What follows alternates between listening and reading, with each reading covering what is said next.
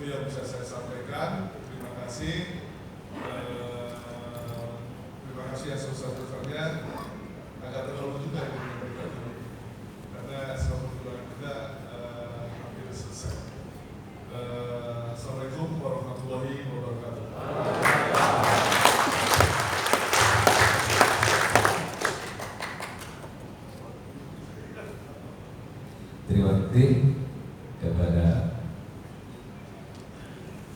Terima kasih kepada Bapak Ferry Radiansyah, Haji Ferry Radiansyah STM yang sudah membakar semangat kita semuanya dan memberikan harapan besar seluruh jutaan anggota BPD di seluruh Indonesia ini berharap di bulan beliau, dan sesuai janji beliau kami di daerah pun sama menginginkan hal yang sama. Bahkan sampai hari ini kami pun ditagih, mana katanya PP yang sedang digodok itu, bahwa BPD tahun depan ini akan ada peningkatan, bahwa BPD tahun depan ini akan ada peningkatan kelas katanya, yang nantinya akan 70% dari setiap kepala desa. Dan hari ini WA begitu banyak yang masuk. Terima kasih Bapak Ibu sekalian untuk mengefisiensi waktu. Kita ke sambutan yang kedua, yaitu Ketua Umum Desa Bersatu. Kepada yang terhormat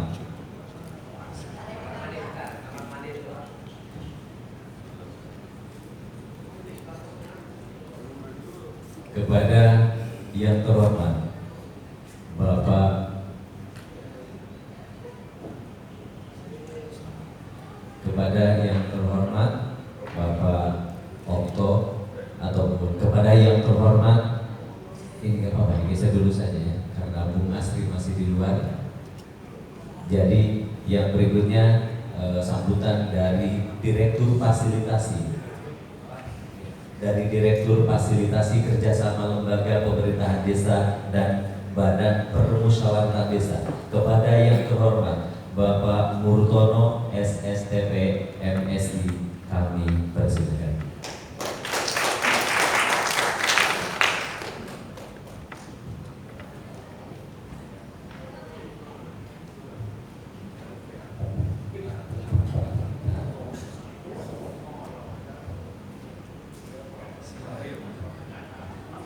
Assalamualaikum warahmatullahi wabarakatuh.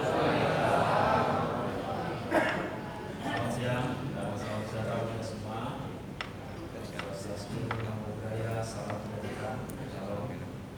Yang terhormat Profesor Dr. Najib Iman Al-Jadisi, Wakil Desa Mandalika dan Aspirasi.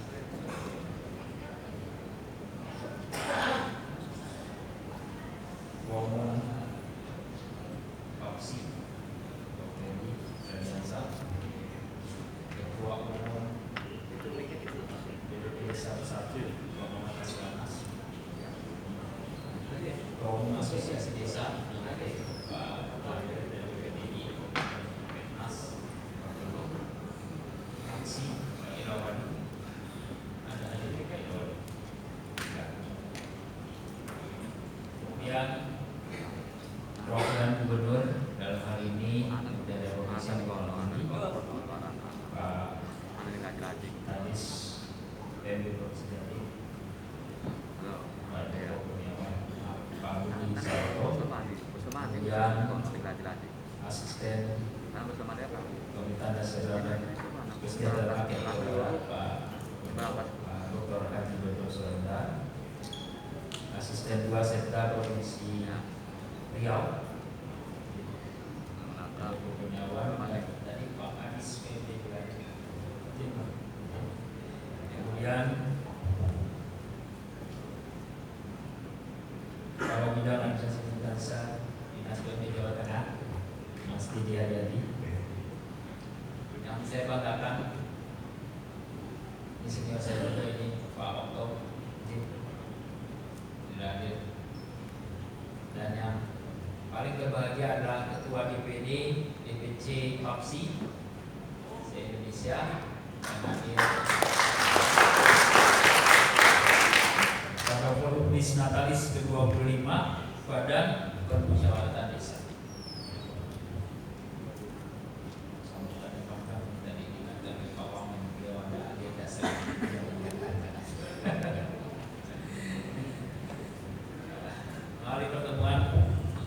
kami mengiringi kembali ajak Bapak Ibu sekalian untuk memanjatkan puji syukur kepada Allah Subhanahu wa taala, Tuhan Yang Maha Esa, atas rahmat dan karunia-Nya kita semua dapat berkumpul pada hari yang berbahagia, yaitu di Natalis pada Permusyawaratan Desa ke-25 dalam keadaan sehat walafiat. Bapak Ibu hadirin undangan yang berbahagia, Pak Ferry, Pak Wamen, Pak Asri, saya tadi diskusi juga sama Pak Wamen. Jadi hitung-hitungannya 25 tahun ini gimana? Karena papsinya ini baru 4 tahun ya gitu. Karena kita bilang ya Pak Asri ya, ulang tahun papsi hari ini. Rupanya di Natalis Badan Permusyawaratan Desa. Kapan? Jadi Badan Permusyawaratan Desa ini pertama kali berdasarkan Undang-Undang 22 tahun 1999. Sehingga terhitung Pak Wamen jadi 25 tahun.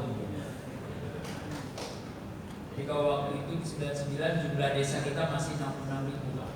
Nah, hari ini jumlah desa kita 75.265. Relevansinya kenapa saya sebutkan jumlah? Tadi yang disinggung oleh Pak Ferry berkali-kali 70%. Karena kemarin kita menghitung siltap ini kan, siltap kepala desa dan perangkat desa saja masih baru 250 kabupaten kota Pak, yang bisa memenuhi yang bisa memenuhi standar minimal itu dalam PP untuk perangkat desa dan kepala desa. Nah, saya berdiskusi dengan Pak Ferry dan Pak Indra. Ini saya perlu data untuk menghitung kebutuhan. Karena bicara dengan Kementerian Keuangan tidak ada data, nonsen. Pak Wamen ya, kita bicara untuk anggaran, berapa perhitungannya eksersisnya? Nah, saya harus berhitung dulu. Karena BPD ini tiap desa kan berbeda jumlahnya. Ada yang 5, 7, 9. Gak bisa kami pukul rata 9. Atau kami pukul rata 5. Nanti hitungannya jadi gak pas. Belum lagi kita mengejar tadi standarisasi minimal untuk siltap perangkat desa dan kepala desa. Tapi kita tetap harus berpositif. Kita berharap, saya 2023 Pak Asri, bulan Maret, bulan April menjadi direktur fasilitasi kerjasama yang belakangnya ada BPD. Saya bilang sama Pak Ferry, jadi 2 tahun sebelumnya ngapain aja, kenapa nggak dituntut direktur sebelumnya gitu. Begitu saya jadi direktur baru dituntut. Tapi apapun ini demi kemaslahatan kita bersama Bapak Ibu sekalian, karena pemerintah, Kementerian Dalam Negeri, Kementerian Desa memandang posisi strategis dari posisi Bapak Ibu sekalian di BPD. Tugas dan fungsi Bapak Ibu memang bukan penyelenggara pemerintahan desa, tapi penyelenggara fungsi. Nah, jadi kalau Bapak Ibu sekalian desanya hanya menghasilkan 2 peraturan desa setiap tahun, BPD-nya perlu dipertanyakan. Karena itu perdes wajib, perdes LKPdes dan perdes APBdes. Ini perdes wajib. Kalau cuma 2 itu saja, Bapak Ibu perlu dipacu, perlu dicermati untuk menggali dan menyerap aspirasi dari masyarakat desa. Bagaimana menggali potensi desanya, bagaimana meningkatkan kesejahteraan masyarakat desa dari kebijakan. Karena itu yang bisa Bapak Ibu lakukan. Bagaimana mengawal kebijakan di desa. Revisi Undang-Undang 3 tahun 2024 ini, revisi Undang-Undang 6 tahun 2014 ini memberikan peluang, memberikan ruang kepada Bapak Ibu untuk berkontribusi meningkatkan kualitas dari penyelenggaraan pemerintahan desa.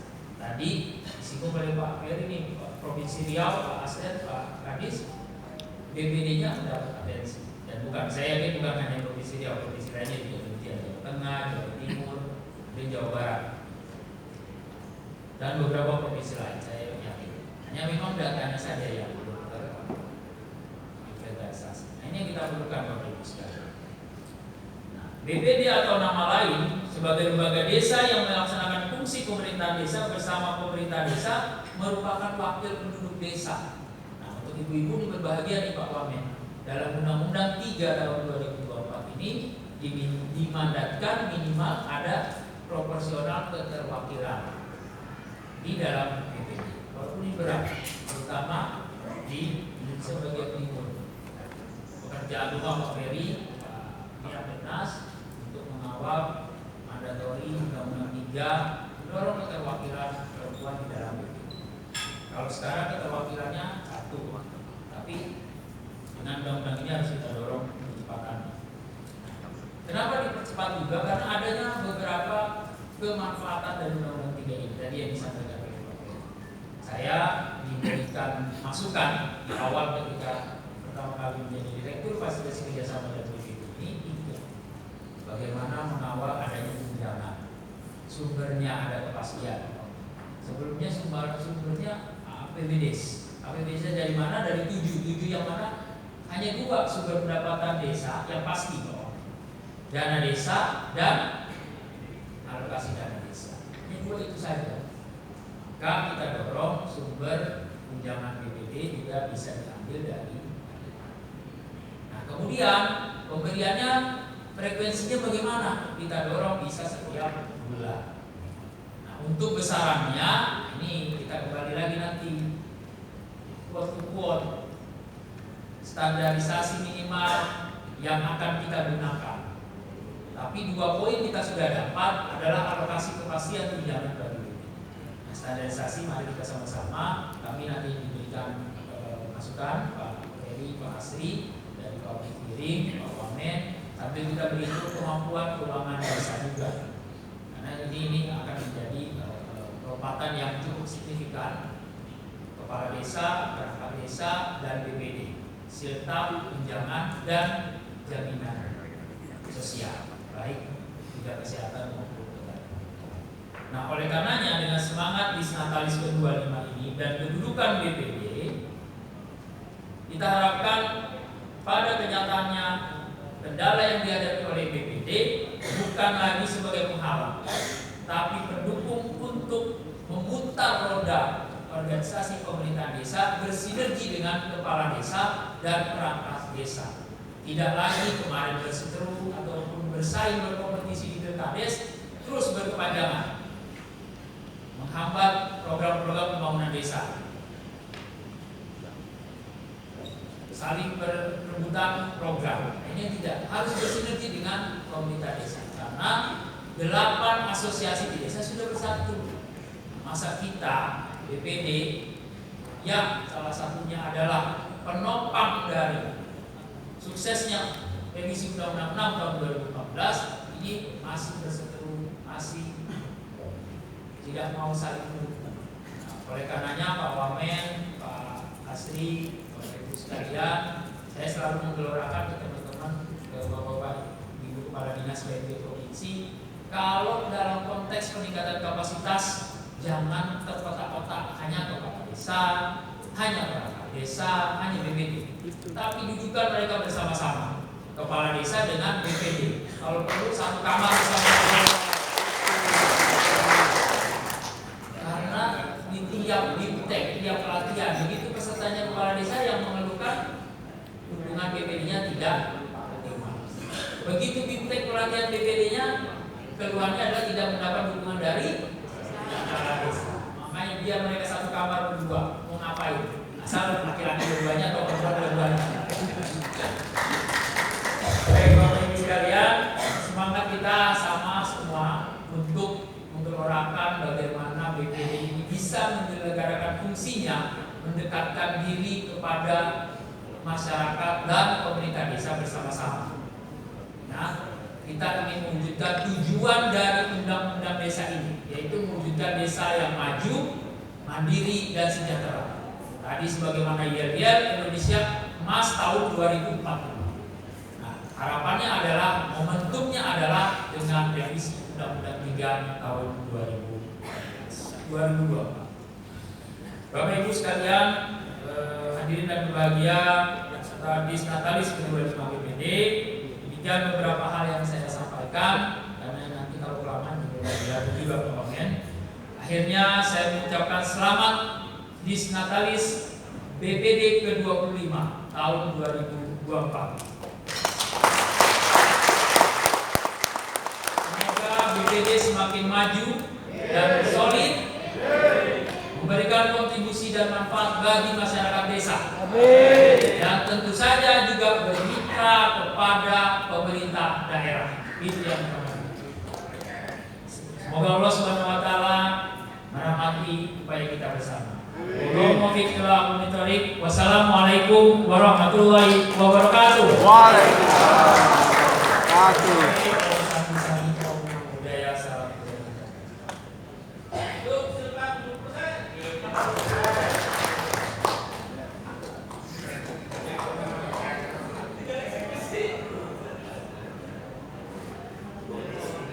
Terima kasih kepada Bapak Direktur Fasilitasi Kerjasama Lembaga Pemerintahan Desa dan Badan Permusyawaratan Desa, Bapak Mutono SSTP MSI yang telah memberikan sambutannya.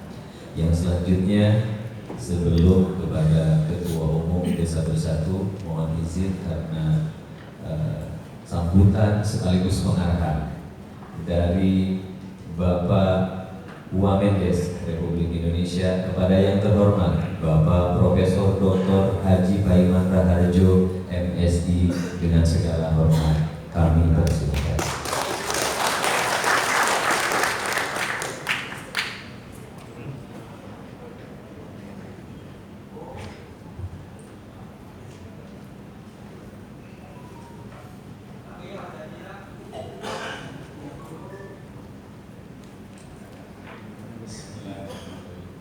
Assalamualaikum warahmatullahi wabarakatuh. Waalaikumsalam warahmatullahi wabarakatuh. Salam Om Swastiastu, Namo Buddhaya, salam kebajikan. Selamat siang, semoga semuanya selalu dalam keberkahan Allah Subhanahu wa taala. Yang kami hormati sahabat, teman, Bapak Direktur Kerjasama dan BPD, Bapak Mutono MSI dari Kementerian Dalam Negeri. Yang kami hormati Bapak Kadis PMD Jawa Timur, Bapak Budi Saputo. Yang kami hormati Bapak Kabid DPMD Jawa Barat, Bapak Asep Rosadi. Yang kami hormati sahabat juga Ketua Desa Bersatu, Bapak Muhammad Asri Anas. Yang kami hormati Ketua Umum Badan Permusyawaratan Desa seluruh Indonesia, Bapak Ferry Keradiansa. Kemudian juga ini kalau sebut satu-satu panjang. Iya. Langsung aja to the point. Selanjutnya para ketua organisasi masyarakat desa yang hadir pada siang hari ini. Kemudian juga ada di sini ada ketua PPDI, kemudian juga ketua umum ASI Bapak Irawadi, kemudian juga ada para penusantara dan semuanya serangkum ketua organisasi masyarakat desa dan para hadirin yang kami hormati, juga ketua DPD, DPC, Badan Permusyawaratan Desa seluruh Indonesia yang hadir pada siang hari ini. Semoga semuanya selalu dalam keberkahan Allah Subhanahu wa taala. Pertama-tama marilah kita panjatkan puji dan syukur kehadirat Tuhan Yang Maha Esa, Allah Subhanahu wa taala, yang senantiasa memberikan segala nikmat, terutama nikmat sehat, sehingga pada siang hari ini kita dapat menghadiri yaitu Disnatalis Badan Permusyawaratan Desa yang ke-25. Ini bertepatan karena lahirnya BPD ini diatur di dalam Undang-Undang Nomor 22 Tahun 1999. Sehingga disinilah momentum Badan Permusyawaratan Desa ini berjuang mengabdi kepada bangsa dan negara. Oleh karena itu, dalam kesempatan ini saya mengucapkan selamat dan sukses. Semoga Badan Permusyawaratan Desa yang hadir di seluruh Indonesia ini dapat lebih memiliki kontribusi terhadap pemerintahan desa.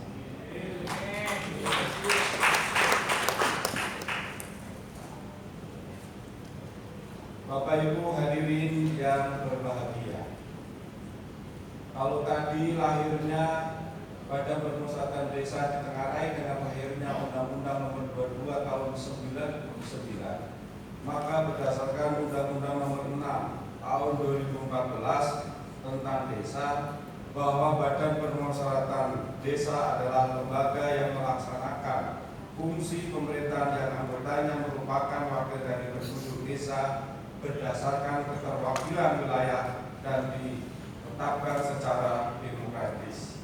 Tentunya hal ini kalau kita lihat di pasal 1 butir 4 Undang-Undang Desa, bahwa Badan Permusyawaratan Desa memiliki tugas-tugas, misalkan yaitu menggali aspirasi masyarakat, kemudian menampung aspirasi masyarakat, mengelola aspirasi masyarakat, menyalurkan aspirasi masyarakat, kemudian menyelenggarakan musyawarah desa dan juga menyelenggarakan musyawarah desa. Bapak Ibu hadirin yang berbahagia, melihat pentingnya peran Badan Permusyawaratan Desa ini, maka diharapkan persatuan anggota Badan Permusyawaratan Desa seluruh Indonesia memiliki ide-ide kreatif dan inovatif dalam membantu membangun desa serta berkolaborasi dengan semua elemen masyarakat, bergotong royong dalam melaksanakan pembangunan desa agar menjadi desa mandiri dan sejahtera. Dengan adanya perubahan Undang-Undang Desa yang baru, yaitu Undang-Undang Nomor 3 Tahun 2024, sangatlah penting bagi kita semua untuk mengetahui dan memahami. Oleh karena itu, para pemangku kepentingan desa dan juga para aparatur desa termasuk juga Badan Permusyawaratan Desa perlu memahami tentang pengelolaan dan wewenang desa. Oleh karena itu, dalam kesempatan ini saya mengajak para anggota Badan Permusyawaratan Desa seluruh Indonesia untuk terus berkolaborasi dan terus mengembangkan ide-ide, gagasan, inovatif untuk membangun desa. Terutama saya mengharapkan dengan adanya Ketua Pak Peri ini bisa mendorong lahirnya literasi desa atau digitalisasi desa. Peran BPD ini bukan sekedar urun rembuk, tapi memang memiliki sebuah ide inovatif dalam rangka mendukung pemerintahan desa. Kami mengharapkan bahwa BPD ini bisa bersinergi, bisa bersatu dengan kepala desa dan juga perangkat desa lainnya dalam rangka untuk membangun yaitu desa. Dengan adanya Undang-Undang Nomor 3 Tahun 2024, tentunya ada beberapa hal yang Bapak Ibu sekalian patut